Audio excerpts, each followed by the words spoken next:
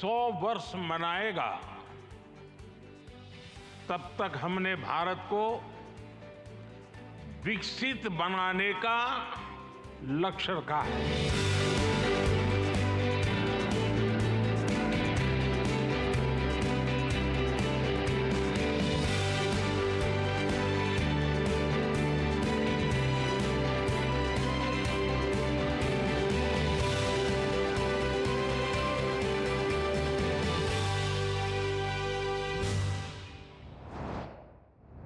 Building a Viksit Bharat by 2047, making India a developed country and making it a $30 trillion economy by this particular period of time. These have been some of the tall claims made here in the state of Gujarat at the Vibrant Gujarat Global Summit in Gandhinagar. We've also heard many industrialists, many business leaders, enthusiasts come under the same roof, talk about how Gujarat can be the gateway to that future and how investments are already underway to enable the ecosystem here. Priority sectors have been given a lot of importance here, be it EV, be it clean energy and green hydrogen, or semiconductors that are already underway here in this particular state. The questions, however, remain: how will this be implemented over the course of the years? What does it mean for the direct employment opportunities in the state? What will that mean for the ancillary industries that will, build up in the wake of a lot of these investments? Take a look at what the Prime Minister and the Finance Minister of the country have to say on the subject. जब भारत अपनी आजादी के 100 वर्ष मनाएगा, तब तक हमने भारत को विकसित बनाने का लक्ष्य रखा है। और इसलिए ये 25 साल का कार्यकाल भारत का अमृतकाल है। Viksit Bharat agenda is a comprehensive vision plan which is being developed by Government of India. I appreciate the effort of the state in getting this already on board. 21st century will be our century is one thing, but even by 2027-2028, it is believed that we surely will be able to reach the third largest economy goal. Chips have been a big part of the conversation here in Gujarat. How will India be the country that establishes dominance in the semiconductor supply chain? How will we make the business move away from China, where it is currently being dominated? What will it mean for substrate manufacturing here in the city? What will it mean for semiconductor chip manufacture in the city? Now, if we turn the clock back a little to June 2023, the Prime Minister visited the United States of America, where an MoU was signed with the company Micron to establish a plant here in the state of Gujarat. Now, shortly after, Sensex has also announced a co-location investment here in the state. Substrate manufacture will be a crucial part of the semiconductor supply chain. We've also had big promises come in from the Tata Group, where the chairman, Mr. N. Chandrasekharan, spoke about how the group plans to establish a semiconductor fabrication plant in Dholera here, and currently it's in a negotiation stage. They hope by the end of 2024 they can begin construction on what will be the biggest plant here in this particular state.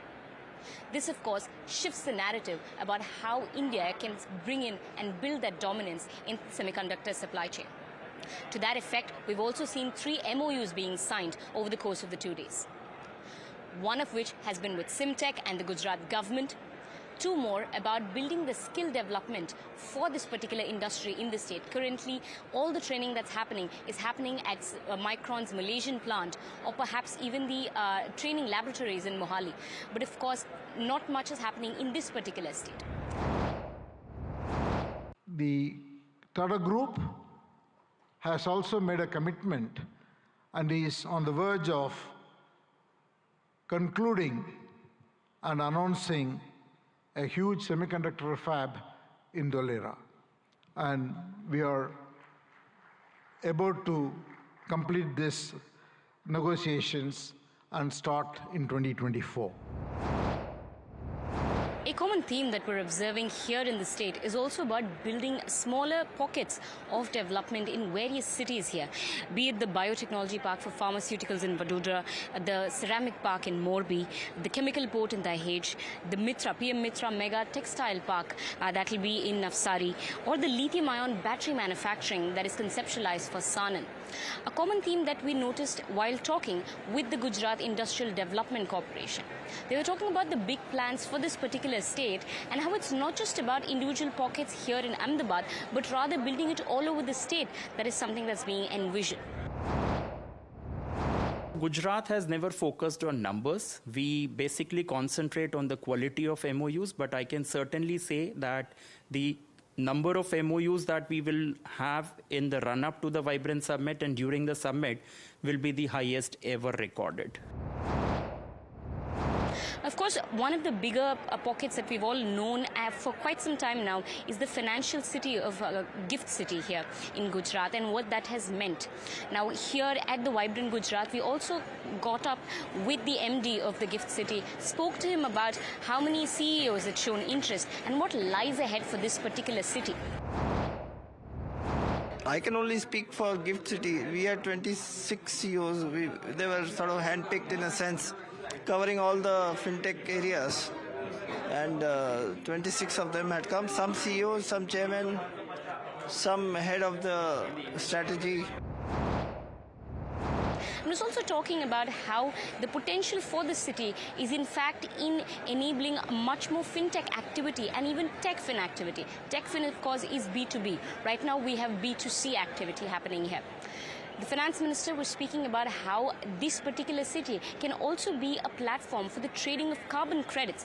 A very emerging idea and concept, considering that India will have to be facing carbon border adjustment mechanism from many of the European states going forward, and how clean energy is becoming an increasing priority, particularly when we're exporting to other countries.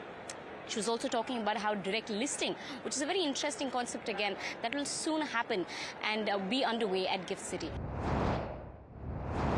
The much awaited matter of direct listing of stocks in Gift IFSC was announced earlier. We are going through the process in a very systematic manner, and I'm confident that it will happen at the earliest. With that, Indian companies should be able to access global funds easily, being listed in India. Several of us have mentioned that by 2047, India should reach a $30 trillion economy size.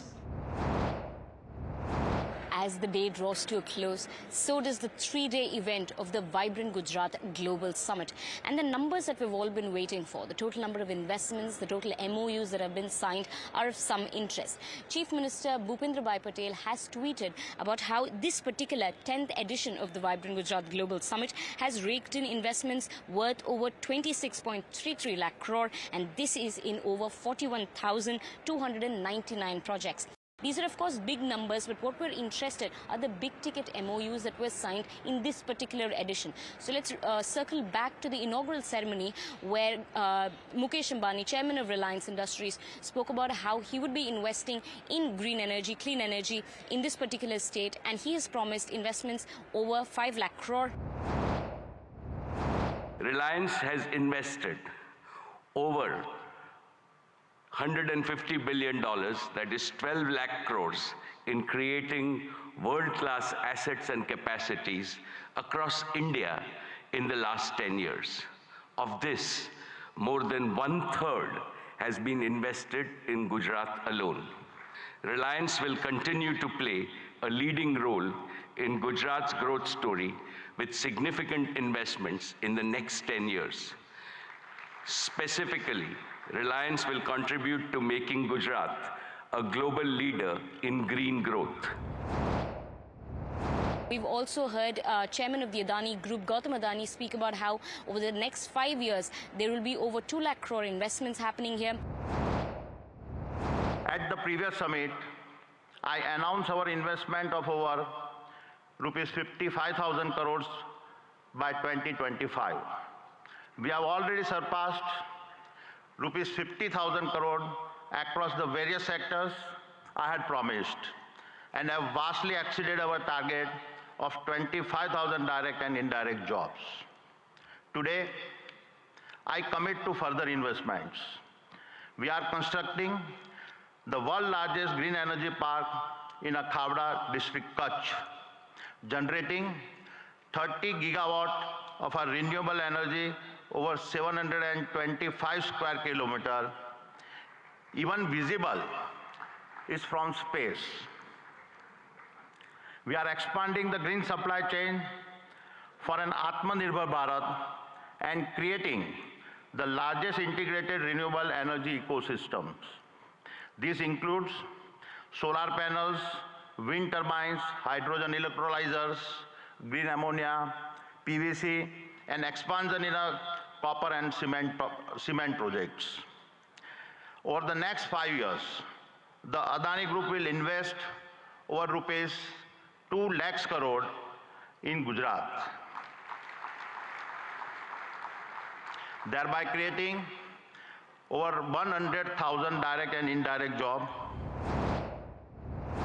NTPC also has signed MoUs for renewable energy projects over 9,050 crores. So these are some of the big ticket MoUs that have been signed in this particular edition. If you take a recap of the various sectors where MoUs have been signed, of course there's semiconductors, green energy, food and agri-processing, chemicals, IT, ITES, fintech, and of course infrastructure.